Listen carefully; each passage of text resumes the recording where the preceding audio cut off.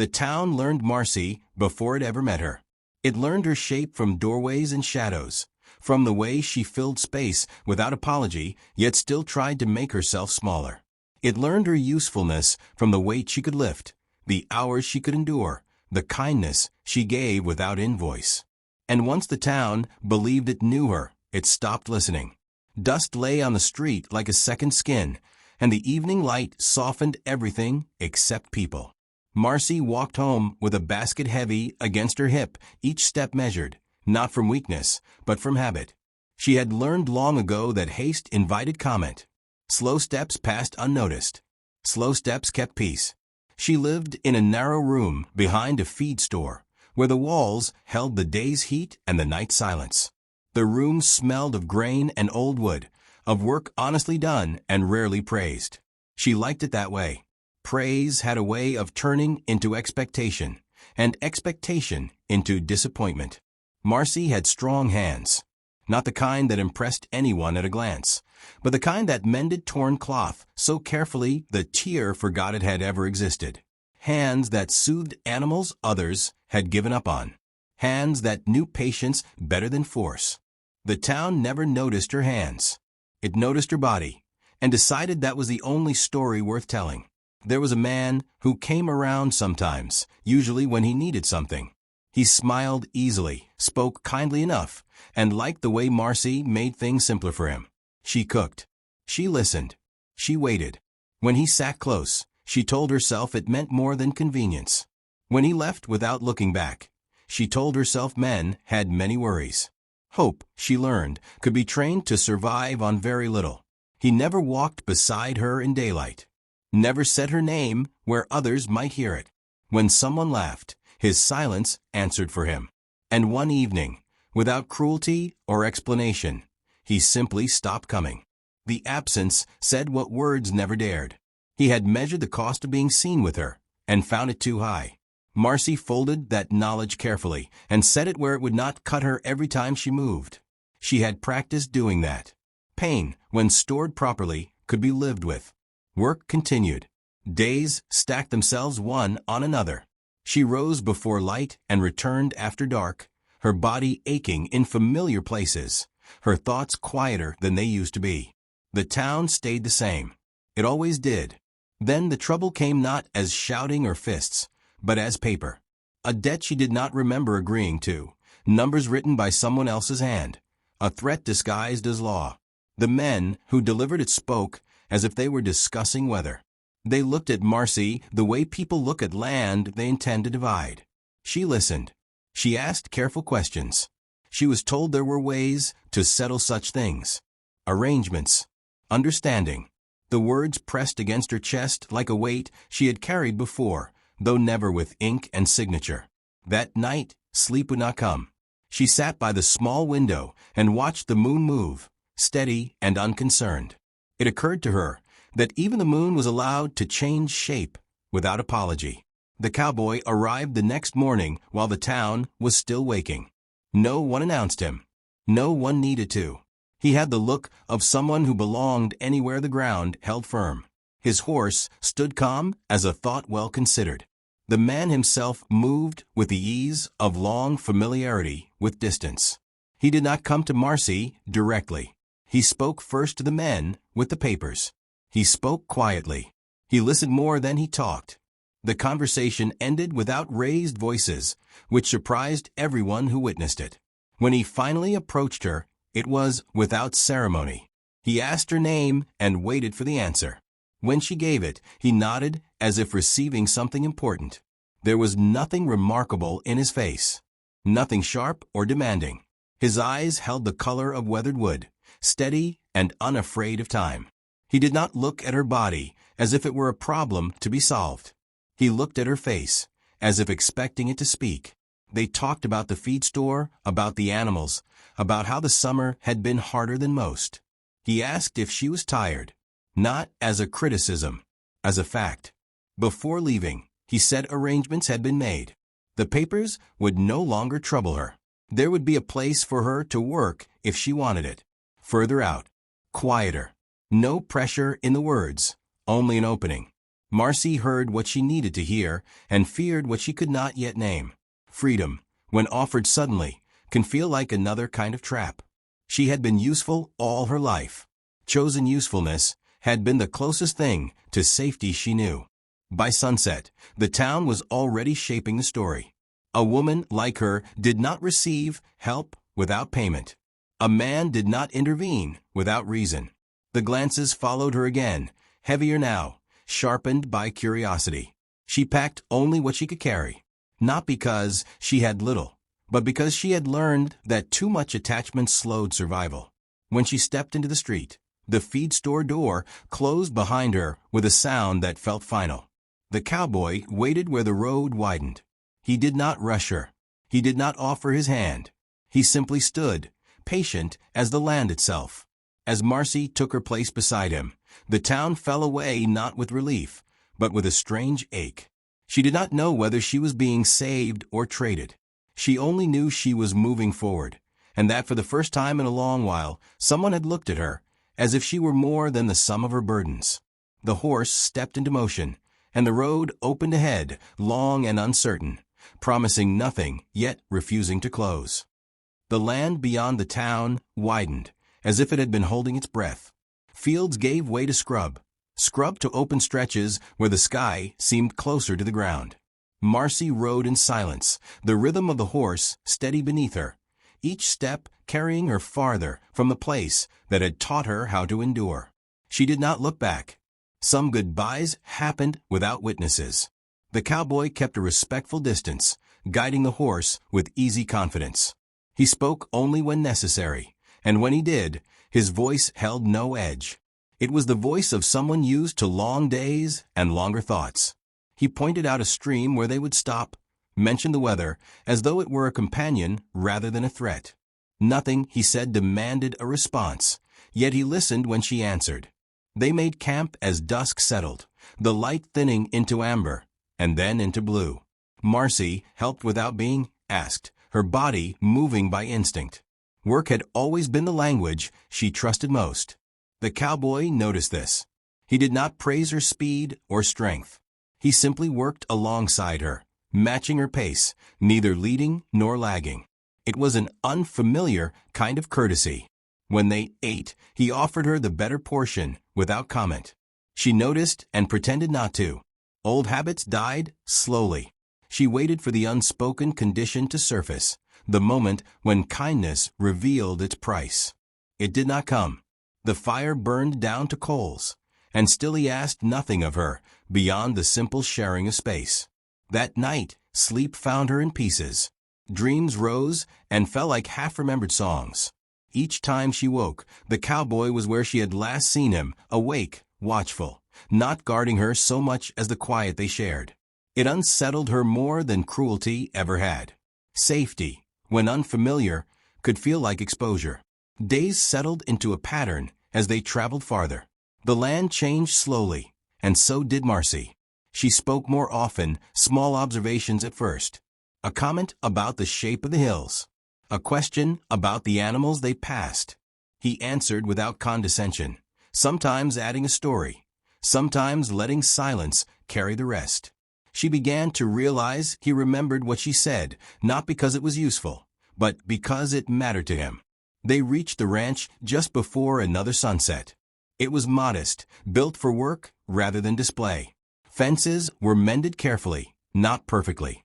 The house stood solid, weathered, and honest. Marcy felt a strange relief.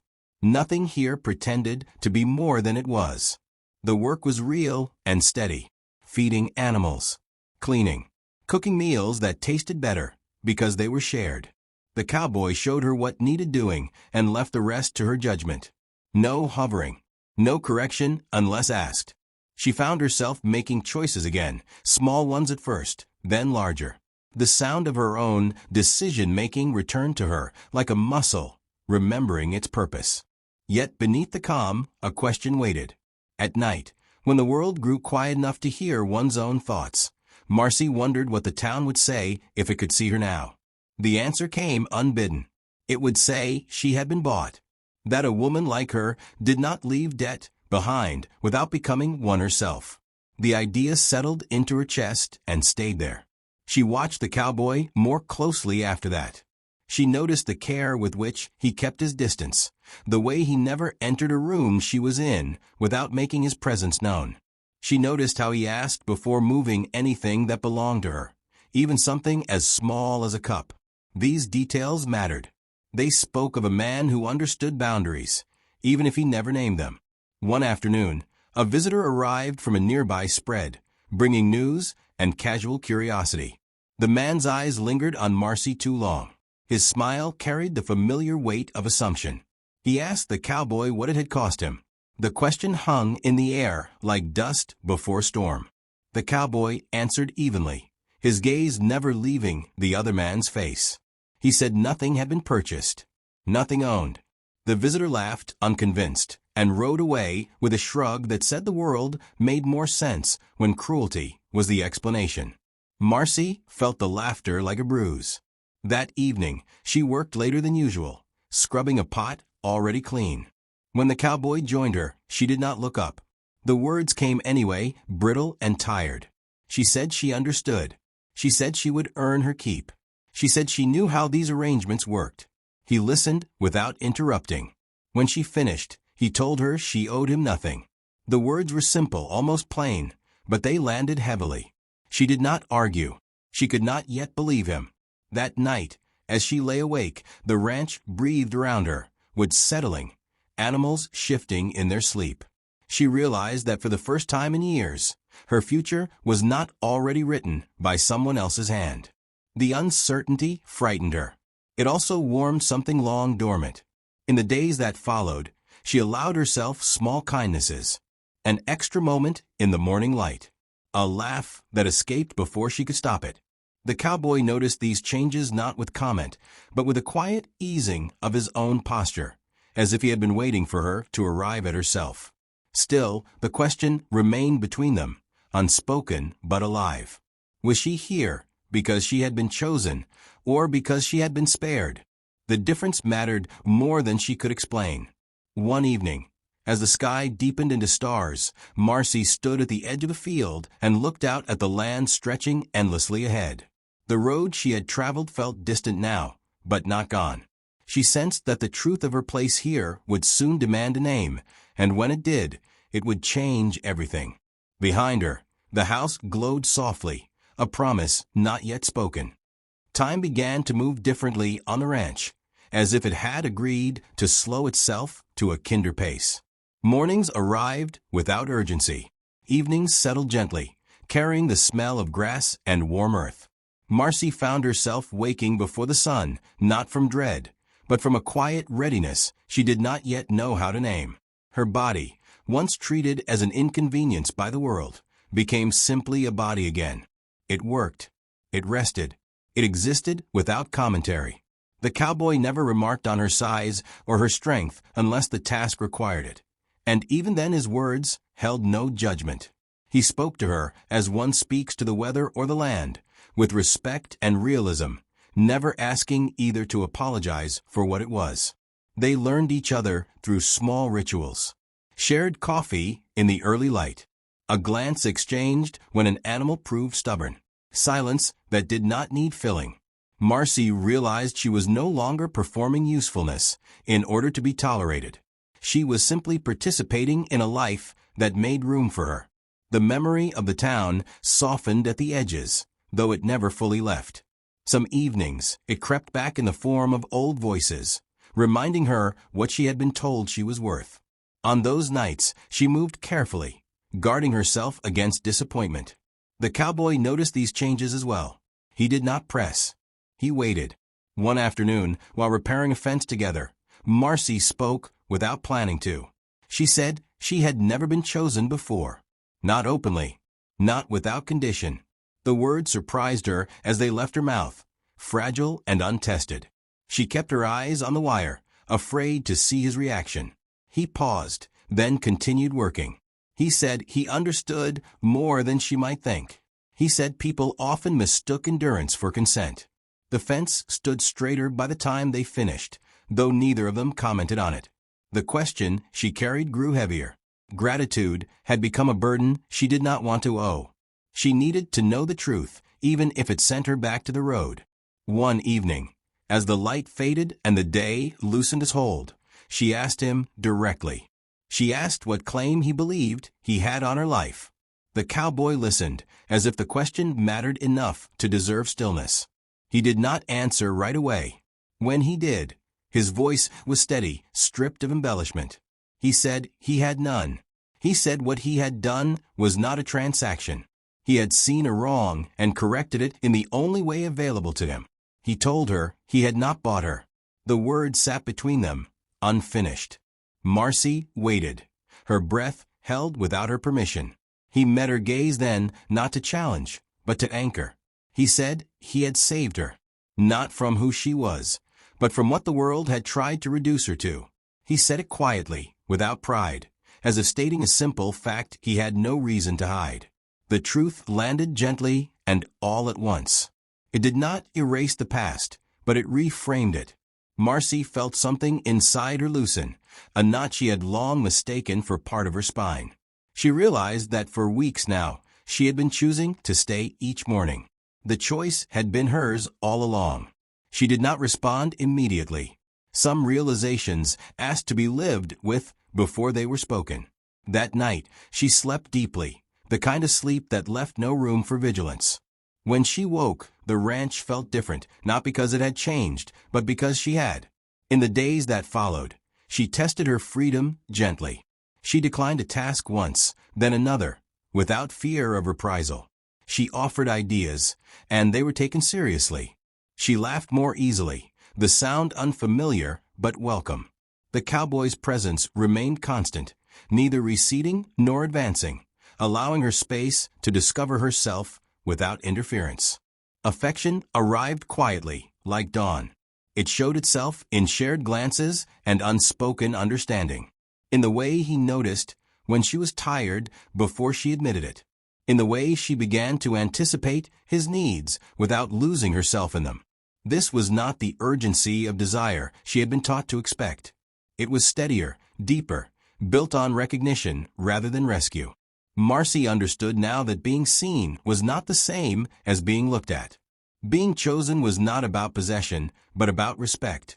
The realization filled her with a cautious hope she had not allowed herself before.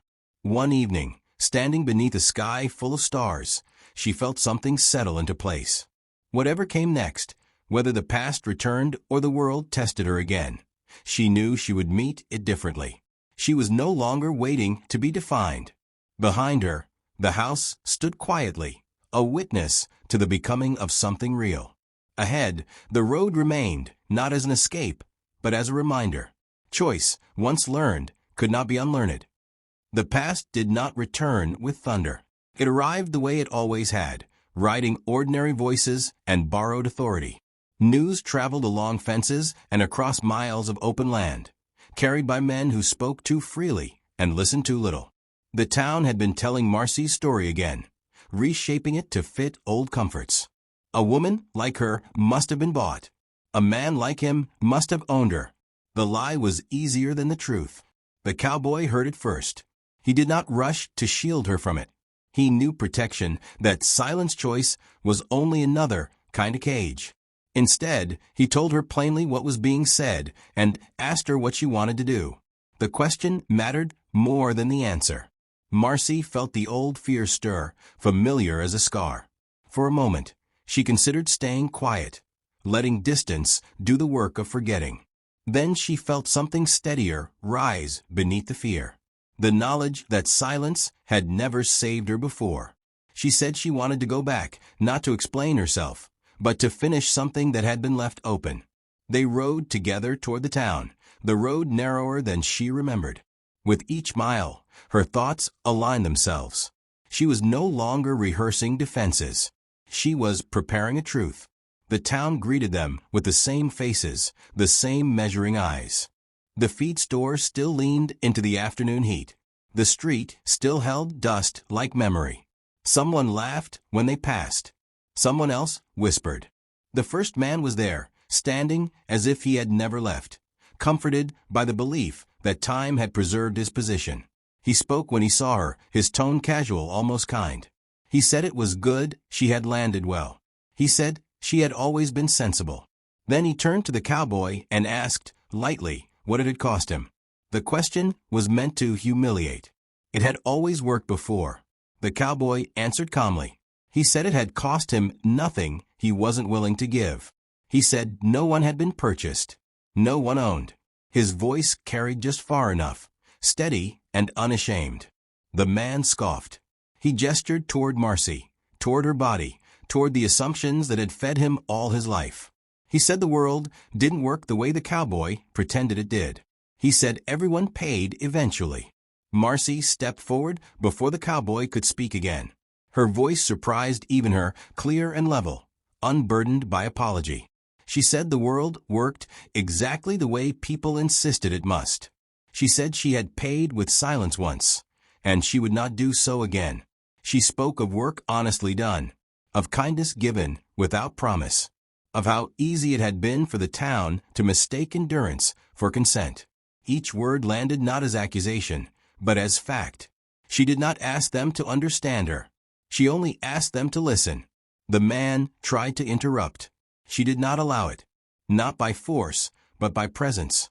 The space around her seemed to widen, making room for what she had carried alone for too long. She said she had not been saved by being taken away. She had been saved by being seen. She said dignity did not arrive through ownership, but through choice. Her choice. The truth settled over the street like evening light, impossible to ignore, gentle but complete. Some faces softened, others hardened. That did not matter. The measure of the moment was not approval, but release. Marcy felt the weight she had carried for years lift, not because the town changed, but because she no longer needed it to. The cowboy stood beside her, not in front, not behind. He did not speak. He did not need to. His presence said what words could not. That respect was not loud. That love did not demand witnesses. They left the town the way they had entered it, without ceremony. The road felt different this time. Not like escape, but like return. The ranch greeted them with its familiar quiet, the animals unconcerned with reputation or rumor. Life resumed its steady rhythm. In the days that followed, something settled between them. Not urgency, not certainty, something truer. Marcy moved through her work with a lighter step. She caught herself humming once and laughed at the sound. The cowboy noticed and smiled, a small thing easily missed. One evening, as the sun folded itself into the horizon, Marcy stood at the fence and looked out over the land. She thought of the woman she had been, shaped by other people's limits. She honored that woman without wishing to return to her. Growth, she understood now, did not erase the past. It placed it gently where it belonged. The cowboy joined her, close enough to share warmth, far enough to respect space. She reached for his hand without looking. He took it, not as a claim, but as an answer. The night arrived quietly. Stars gathered without asking permission. Marcy felt full, not of triumph, but of peace. The road would always be there. So would the world's judgment. Neither frightened her anymore. Some lives were measured by what they endured, others by what they chose. Standing there, hand in hand, Marcy knew which story she would continue to tell. And somewhere beyond the fence line, the land listened, holding the truth the way it always had, patient and wide enough for everyone who dared to claim their worth.